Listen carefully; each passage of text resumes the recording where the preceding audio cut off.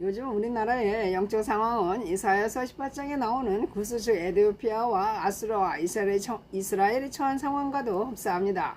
하나님께서는 이스라엘의 우상 숭배에 대한 죄악으로 인해 아수르를 징벌하는 막대기로 삼으셔서 이스라엘을 때리게 하셨습니다. 구약의 이스라엘이란 오늘날의 그리스도인에 해당됩니다.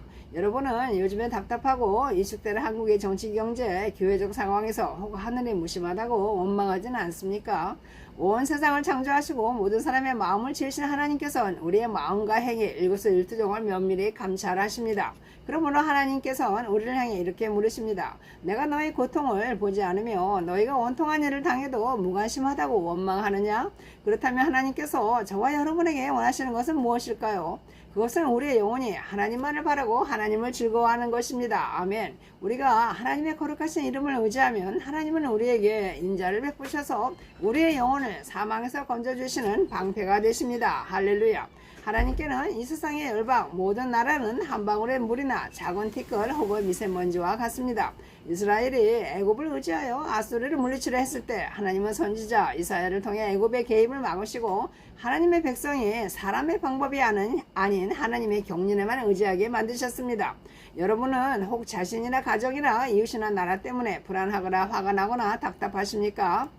그래서 혹 다른 신들, 우상들을 찾아가거나 다른 카운셀러, 다른 권력자를 의지하십니까? 여러분, 하나님께서는 하나님의 때가 무르익는 동안, 즉 하나님의 공의의 심판이 내려지기 전에 저와 여러분의 심령과 대한민국과 세계 열방을 주목하고 계십니다.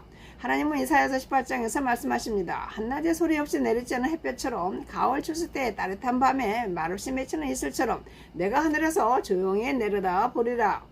햇볕가비는 들판의 열매뿐만 아니라 하나님의 의의 열매를 맺게 하는데 필요한 것이죠. 하나님의 의의 열매는 하나님의 심판과 연결이 되고 이때는 세상의 불의의 열매 또한 맺히는 시기라는 점에 주목하시기 바랍니다. 추수하기 전 꽃이 떨어지고 포도알이 익어갈 때에 한창 뻗어나가는 포도나무 가지를 잘라버리듯이 내가 아시리아군을 치리라. 교만했던 아시리아군은 교만이란 불의의 열매를 맺어 결국 패망을 당하고 말았습니다.